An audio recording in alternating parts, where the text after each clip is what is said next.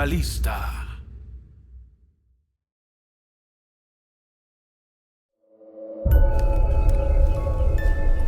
Estoy escribiendo estas palabras porque tengo el presentimiento de que debería de hacerlo.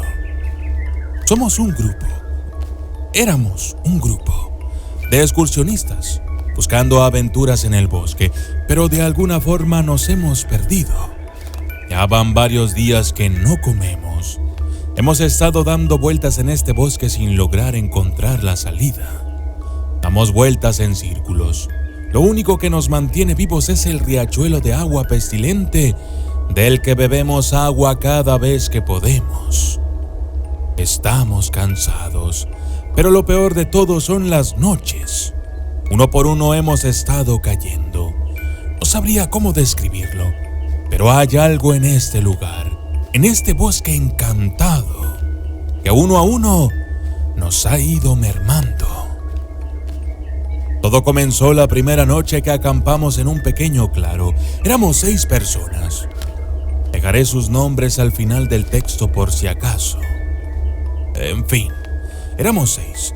La primera noche que acampamos estuvimos hablando hasta tarde. Héctor había traído una botella de aguardiente y todo parecía indicar que nuestro viaje sería perfecto. Hasta que nos quedamos dormidos. Recuerdo que estaba en mi casa de acampar junto a Raquel. Ella estaba completamente dormida, pero a mí de pronto me despertaron los gritos de los demás. Rápidamente me levanté y comencé a colocarme las botas. Abrí el cierre dejando entrar la luz del sol que golpeó directamente en mis ojos y salí. Miré que los demás estaban reunidos al lado de la casa de acampar de Héctor. ¿Qué pasa?, pregunté. Abraham comenzó a contarme todo. Héctor no estaba y sobre el suelo había una enorme mancha de sangre. Buscamos a Héctor durante varias horas hasta que finalmente decidimos que regresaríamos a casa, buscaríamos a nuestro amigo allá y dependiendo de lo que pasara, lo dejaríamos todo o acudiríamos con las autoridades a reportar lo sucedido. Lamentablemente ninguna de las dos cosas ocurrió. Cada vez que intentábamos dejar el bosque, misteriosamente regresábamos a sitios del mismo en donde ya habíamos estado. Es como si el lugar tuviera conciencia propia o no nos dejara salir. Pasó el día y estábamos desesperados. Para ese momento ya habíamos teorizado tantas cosas que nosotros mismos terminamos por sugestionarnos. Mario tuvo la idea de que debíamos dormir todos juntos para así evitar que alguno de nosotros se volviera a perder. Y así fue.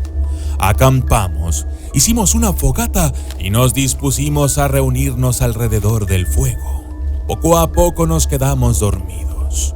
Yo debía quedarme despierto para hacer guardia, pero de alguna manera me quedé dormido. Eran las 5 de la mañana cuando me di cuenta de que debía estar despierto. Me levanté de mi lugar y miré alrededor. Quería saber si alguien me había visto dormitar o si había alguien más despierto, pero no. Todos parecían estar tan cansados como yo. Comencé a contarlos uno por uno. Raquel estaba a mi lado, Mario estaba con Brenda y Abraham en el suelo. Junto a las cosas de Abraham había un círculo formado con huesos de animales, sangre y marcas de arrastre. Inmediatamente solté un grito desesperado. ¡Hey! ¡Hey! ¡Abraham no está! Todos despertaron y comenzaron a preguntar qué pasaba. Les expliqué la situación y no lo podían creer. Yo me sentía culpable por lo sucedido. Pensaba que quizás Abraham nos estaba jugando alguna broma y comenzamos a buscarlo, pero no estaba por ninguna parte. El pánico y la desesperación se apoderaron del grupo. Mario se encaminó hacia mí y comenzó a golpearme. Me decía que era un idiota, que era un estúpido. Sus golpes no surtían efecto alguno en mí. En mi mente me sentía exactamente como él decía que yo era. Tal vez sí merecía aquella paliza. Finalmente las chicas me quitaron de encima a Mario. Seguía furioso y yo, con la nariz rota, me repuse y les dije que teníamos que salir de aquel maldito lugar. Las cosas comenzaron a calmarse y planeamos caminar hacia el sur. Sabíamos que tarde o temprano debíamos toparnos con la nueva autopista. Pero aquello jamás ha pasado. El bosque siempre encuentra la forma de tragarnos de nuevo. La comida comenzó a escasear y el agua también. Habíamos encontrado un pequeño riachuelo del cual nos abastecíamos cada vez que lo pasábamos. Estábamos hartos de caminar. Esta vez nos detuvimos más temprano y nos preparamos para la noche. Ahora, Mario sería el guardia. Así es que él se durmió en cuanto el sol se puso para descansar, y luego a la medianoche nosotros lo despertaríamos para cederle el turno. Y así fue. Él durmió, nosotros hablamos de todo lo que había pasado, y cuando por fin llegó la medianoche, lo despertamos. Nos colocamos alrededor del fuego y nos atamos con cuerdas los unos a los otros y dormimos. En medio de la noche, los gritos desgarradores de Brenda nos despertaron a Raquel y a mí. Desorientado, traté de pararme, pero Raquel estaba casi encima mío, cubriéndose la vista, pues justo al lado nuestro estaba Brenda gritando de horror por lo que acababa de ver. En la mano izquierda de Brenda estaba atada la soga que luego iba atada a la mano de Mario. Solo que esta vez en la mano ya no había un Mario.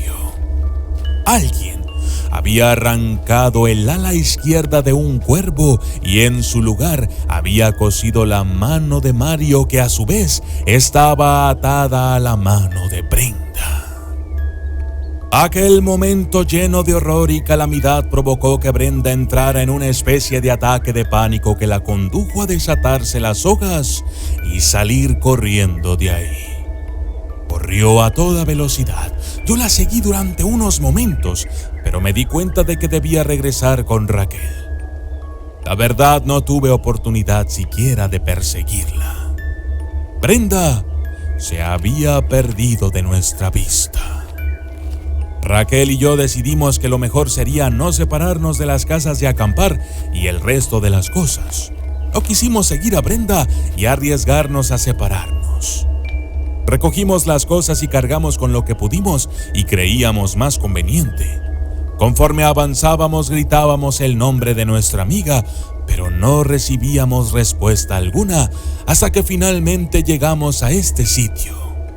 Esta cueva en donde hallamos vestigios de la ropa que Brenda llevaba puesta justo cuando salió corriendo. Ahora, solo quedamos ella y yo. Bueno, y también tú. Pero ella no puede verte. Así es que espero que cuando aparezcas y leas esto, sepas que siempre tuve la sospecha de que tú estabas metido detrás de todo. Solo te pido un último favor. A ella no te la comas. Déjala ir. El próximo año traeremos más para que te diviertas.